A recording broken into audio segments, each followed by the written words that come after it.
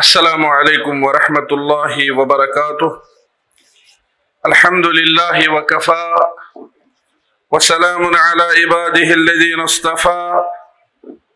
أما بعد، قال الله تبارك وتعالى في كلامه المجيد: أستعيذ بالله السميع العليم من الشيطان الرجيم. ووصينا الإنسان بوالديه إحسانا حملته أمه كرها ووضعته كرها.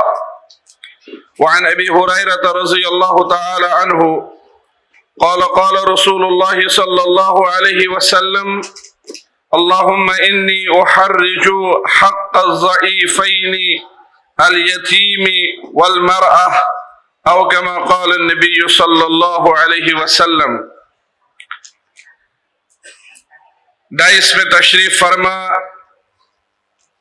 مرکزی جمعیت اہل حدیث ہند کے معزز و مکرم ذمہ داران، علماء کرام، دانشوران قوم و ملت اور معزز حاضرین جو اس آل انڈیا 35ویں آل انڈیا کانفرنس کے مبارک انعقاد میں صبح سے شریک ہیں، اللہ تعالی ہم سب کو اپنی رحمت اور اپنے فضل اور احسان سے نوازے. احترام انسانیت اور مذاہب عالم جیسے موضوع کی جس قدر آج ضرورت ہے وہ کسی پہ مخفی نہیں ہے. ایسے میں جمعیت اہل حدیث، مرکزی جمعیت اہل حدیث ہند کا ایسی کانفرنس منعقد کرنا اس بات کا بین ثبوت ہے کہ جمعیت اہل حدیث ہر شخص کو اپنا اپنا مقام اور احترام دینے پہ ایمان رکھتی ہے، تاکہ مل جل کر امن و امان سے ہر شخص اور ہر سماج زندگی گزار سکے. حضرات، آج کی اس مبارک کانفرنس میں احترام انسانیت کے جس عظیم پہلو پہ بولنے کی ذمہ داری مجھ ناچیز پہ عائد کی گئی ہے وہ ہے اسلام اور حقوق نسواں کا تحفظ. چونکہ خاتون سماج کا نصف حصہ ہے، جس طرح سماج میں رہ رہے مردوں کے حقوق اور ان کا تحفظ لازمی ہے، عین ویسے ہی سماج میں رہ رہی عورتوں کے حقوق اور ان کا تحفظ لازمی ہے. لیکن بدقسمتی سے بہت سے لوگ خاتون کے حقوق ماننے سے انکاری ہیں، اور بعض اوقات کئی جگہوں پر بہت سے لوگ بے غیرتی کی وجہ سے عورت کو اپنی ہوس کا شکار بنائے ہوئے ہیں، جبکہ دنیا کے ایک بہت بڑے حصے میں غیرت کے نام پہ عورت کے ساتھ ظلم و تشدد ہو رہا ہے. عورت کے حقوق ماننے سے انکاری دنیا کا ایک حصہ، اور دوسرا وہ حصہ جو عورت کے حقوق تو مانتا ہے لیکن ان کا پاس و لحاظ نہیں کرتا. علی کل حال، اسلام اس حوالے سے ہمیں کیا رہنمائی کرتا ہے؟ دو نقاط میں اور کتاب و سنت کی کئی دلائل کی روشنی میں اپنے موضوع کو انشاءاللہ تعالی پائے تکمیل تک پہنچاؤں گا. اس موضوع کا ایک اہم نقطہ اور پہلو یہ ہے کہ اسلام وہ دین ہے جس نے عورتوں کے حقوق ثابت کیے. یہ ایک پہلو ہے، اور صرف حق ثابت کرنے تک بات محدود نہیں رکھی، بلکہ پھر ان حقوق کا تحفظ بھی کیا ہے. یہ دوسرا پہلو ہے، اور یہ دونوں بہت ضروری ہے. بعض اوقات کسی سماج میں دعویٰ کیا جاتا ہے ہم ایسا کریں گے، ہم ویسا کریں گے، لیکن پھر اس دعویٰ پر عمل کرنے کی کسی قسم کی کوشش نہیں کی جاتی ہے، کسی قسم کی تگدو نہیں کی جاتی ہے، اور بعض اوقات سماج میں تگدو موجود ہوتی ہے لیکن ہدف نہیں ہوتا. اس موضوع کے حوالے سے اسلام اور حقوق نسواں کا تحفظ اگر ہم دیکھیں تو اسے سمجھنے کے لیے ہمیں اس تمہید سے گزرنا ہوگا کہ اسلام سے پہلے عورت کی حالت کیا تھی سماج میں۔ انسانی سماج کا اتنا اہم حصہ ہونے کے باوجود کہ جس کے بغیر مرد کی زندگی ادھوری ہے۔ اسلامی تعلیمات سے پتہ چلتا ہے کہ مرد نے تنہائی محسوس کی، دنیا میں اس کے لیے زندگی گزارنا اجیرن بنا۔ جب آپ نے مولا سے اس حوالے سے دعا کی اور انسیت مانگی تو اللہ نے اپنے کمال قدرت سے اس آدمی کے، اس آدم کے، انسان کے، مرد کے پہلو سے، اس کی دائیں پسلی سے اس کے شریک حیات عورت پیدا کی۔ جب شام ہوتی ہے پوری کائنات کے مرد اس عورت کی طرف لوٹتے ہیں، یہ عورت ان کا مرکز ہوتی ہے۔ چھوٹے بچوں کے لیے ان کی ماں مرکز ہے، دن بھر جائیں گھومیں جہاں ان کی مرضی ہے، اسکولوں میں جائیں، مدارس میں جائیں، پارکوں میں جائیں، لیکن شام کو ماں کے پاس پہنچتے ہیں۔ اور یہ بھائی دن بھر چاہے جتنا تھکا ہارا ہو، شام کو اس کی آماجگاہ اس کی شفیق اور رفیق بہن ہوتی ہے۔ اور یہ شوہر دن بھر کتنا ہی زیادہ دنیا کی مصائب کا شکار کیوں نہ ہوا ہو، لیکن تسرہ اذا نظر، تطیعہ اذا امر، اور اس سے بڑھ کر اللہ کا فرمان ہے لتسکنوا الیہا، جب شام کو گھر پہنچتا ہے اپنی اہلیہ اور شریک حیات سے دو لفظ سنتا ہے، دن بھر کی تھکاوٹ دور ہو جاتی ہے۔ یہ عورت ہے جس کی طرف کسی نہ کسی صورت میں مرد محتاج ہے، لیکن مردوں کی دنیا کو کیا ہوا ہے کہ انہوں نے سب سے زیادہ اگر اپنے دوست دباؤ اور تسلط کا کسی کو شکار کیا ہے تو عورت کو کیا ہے۔ کیا وجہ ہے کہ یہ وہ عورت ہے، بہت سارے سماجوں نے اسے انسان ماننے سے انکار کیا، اور کئی ایسی میٹنگیں منعقد ہوئی ایک تہذیب و تمدن میں نام نہیں لوں گا، آپ سب جانتے ہوں گے، علماء کرام بیٹھے ہیں، نہ کہنے کی ضرورت ہے نہ گنجائش ہے، وقت بھی کم ہے، جہاں میٹنگیں منعقد ہوئی اور جہاں بڑی بڑی کانفرنسیں منعقد ہوئی اس موضوع پر کہ عورت کو انسان مانا جائے کہ نہیں۔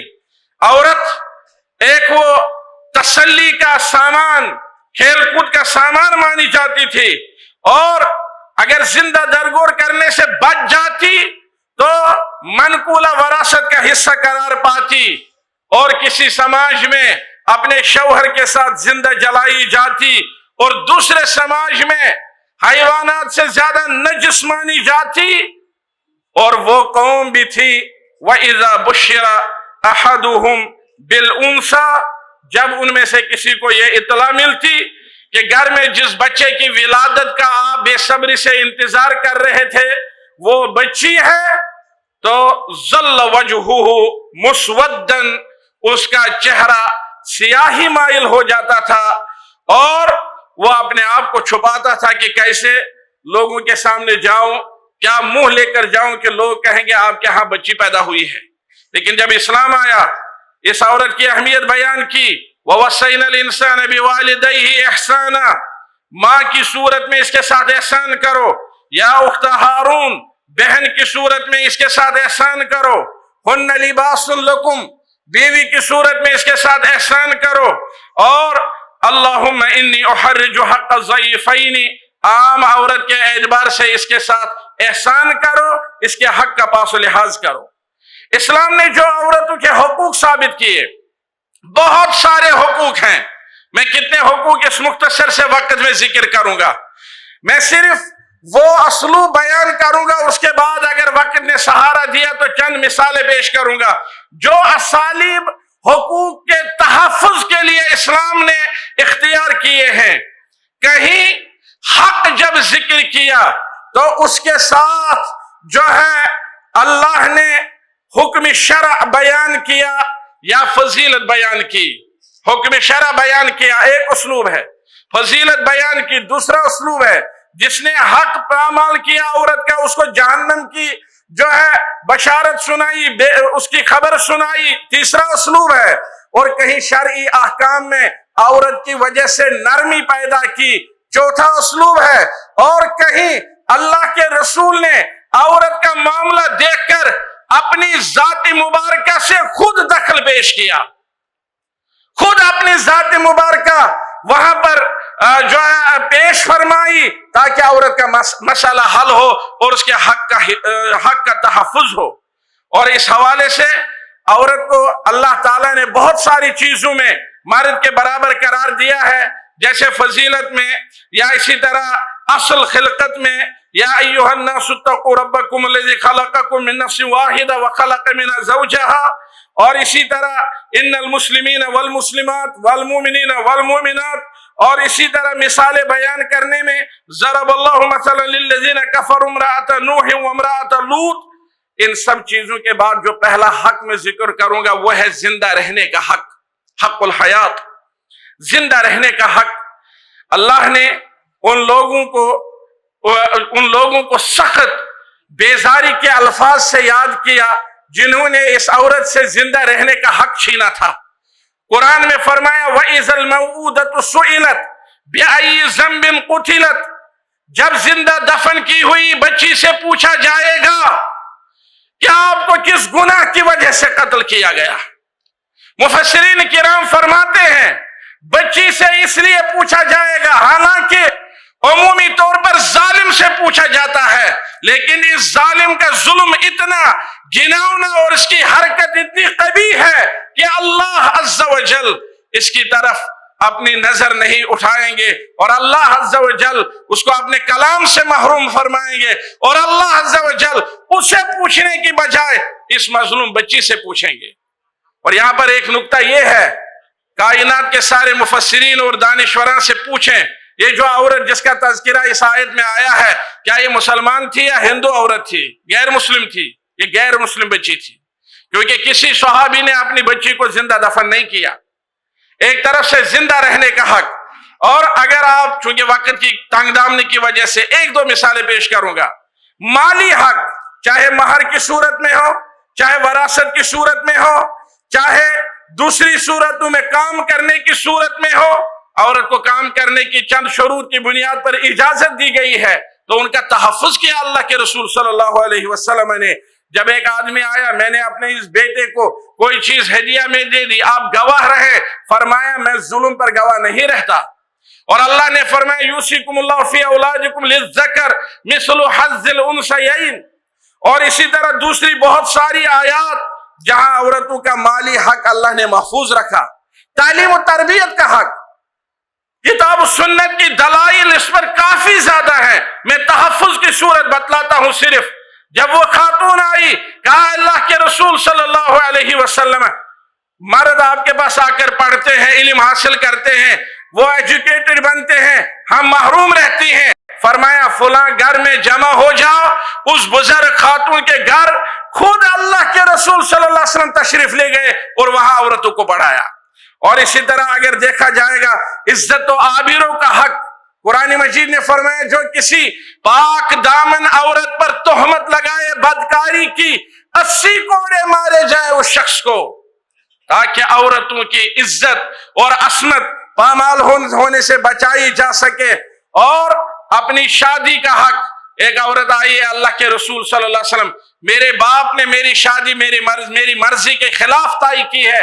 अल्लाह के रसूल ने फरमाया उसके बाप से कि ऐसी शादी नहीं होगी, और उस औरत से फरमाया आप इस शादी को तोड़ सकती हो। तो उस औरत ने कहा अब मैं इस शादी को बरकरार रखती हूं, लेकिन मैं चाहती थी कि सारी औरतों के सामने यह बात वाज़ेह हो जाए कि किसी भी बाप को अपनी बेटी पर शादी के नाम से, गैरत के नाम से, कौम की इज्जत के नाम से या दूसरे नामों से अत्याचार करने का कोई हक नहीं है।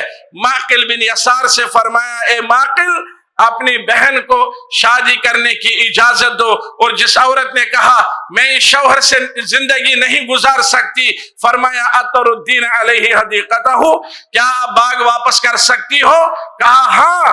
اور اس آدمی کو حکمن فرمایا اقبل الحدیقہ وطلقہ تطلیقہ، اپنا باغ واپس لے لو اور اس انسان کو، اس عورت کو عذاب میں رکھنے کے بجائے اس کو چھوڑو۔ اللہ کے رسول صلی اللہ علیہ وسلم کائنات میں عورتوں کے حقوق لے کر اور ان کا تحفظ لے کر، دونوں چیزیں لے کر آئے تھے۔ وآخر دعوانا ان الحمد للہ رب العالمین وصلی اللہ وسلم علی خیر خلق محمد وعلی آلہ وصحبہ اجمعین۔ السلام علیکم ورحمۃ اللہ وبرکاتہ۔